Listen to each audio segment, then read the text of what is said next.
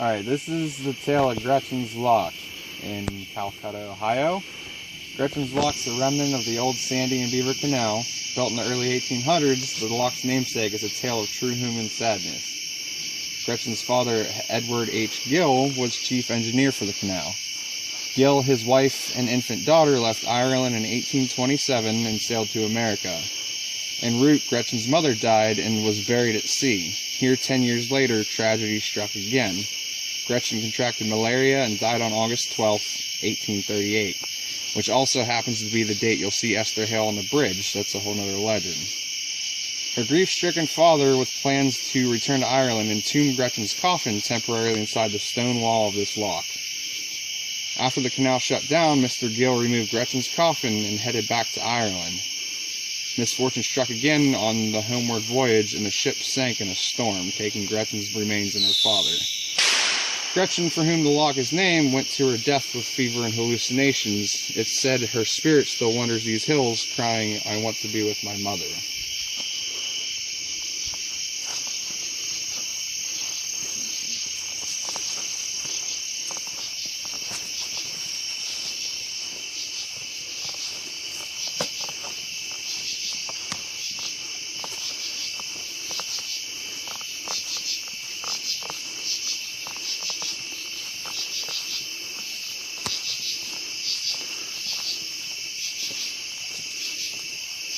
And it's not known exactly where her body was buried.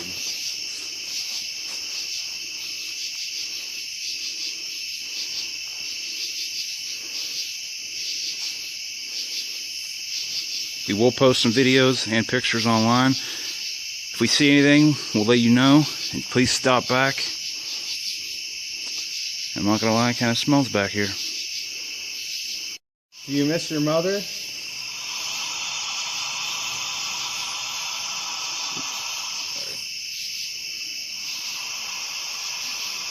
Do you want to talk to us?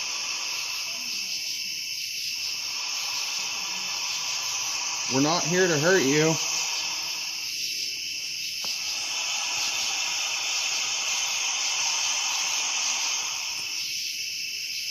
Do you miss your father?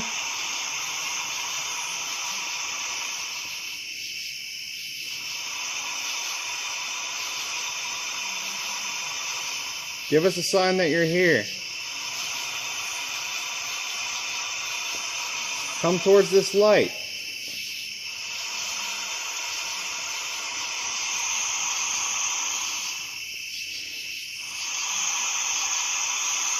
What's that right there? Oh, it's some kind of branch. No, just stuff over there. Talk to us.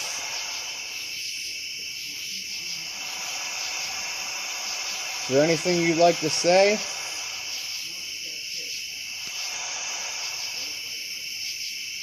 Are you with your mother? Look at that wall. It's fucking creepy looking right there. Like a black shit. That's weird. Turn it off again?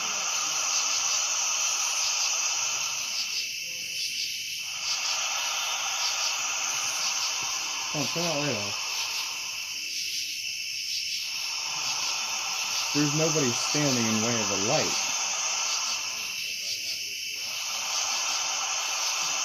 You see that? What are you talking about? Oh my gosh. You saw that, right? Nobody's standing Yeah, I saw in it. any light. It definitely looked like there was something, like it was a shadow Come speak of person. to us. Touch the guys on top of the lock. Fuck you. They don't believe you're here. Show them a sign.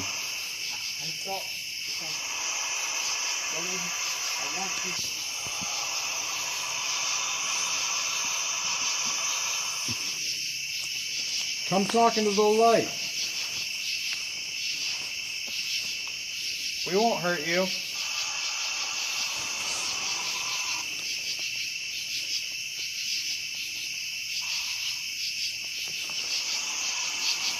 Is there anything you'd like to tell us?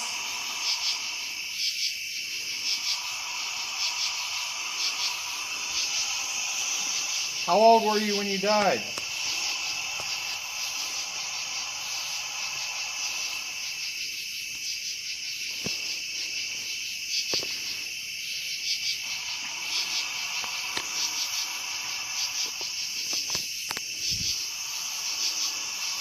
Move something.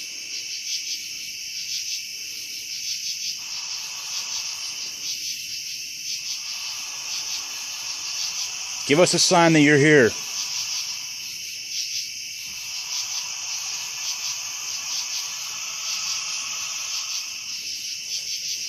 If you could move something in the water for us to see.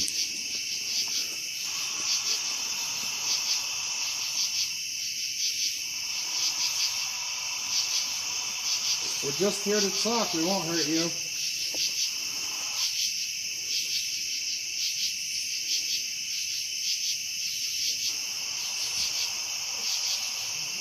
Come towards this light.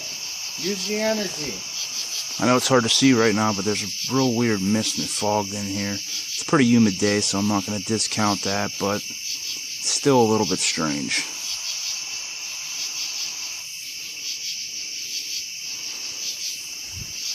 As you can see from the candles, there's definitely been people down here messing around. Flashing blue light. So who knows what they're doing. This looks pretty creepy right now. And this asshole here definitely has some beer. Sandy Beaver Canal. When it was shut down, apparently one of the workers that used to work there actually hung himself in here after it shut down. It's all barred off and blocked off with wood and steel bars.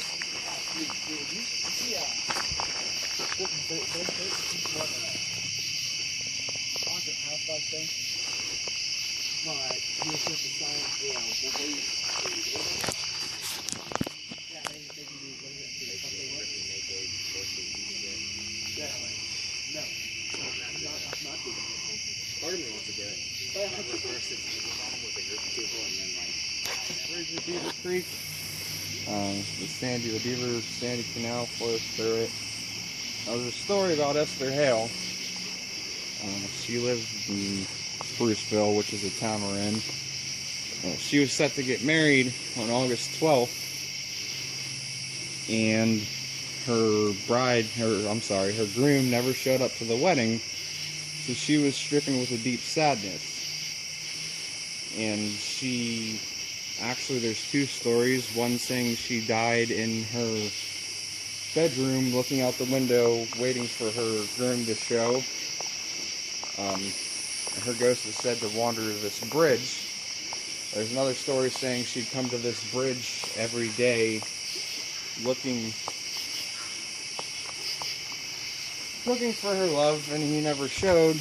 And when she passed, every August 12th when people come down here, it's said that if you stop on the bridge, turn your car off, turn your lights on, and once you turn your lights back on, she's said to appear. And if your window is down and she touches you, she's said to steal your youth and become young again. And that's two different versions, kind of Esther Hail. And it's hard to tell, but this is a one-lane bridge. It's a little bit long with some bends around the end, so cars come ripping through it pretty quick. I would be a little bit wary of stopping here and turning your headlights off in the middle of the night. Just a little heads up there.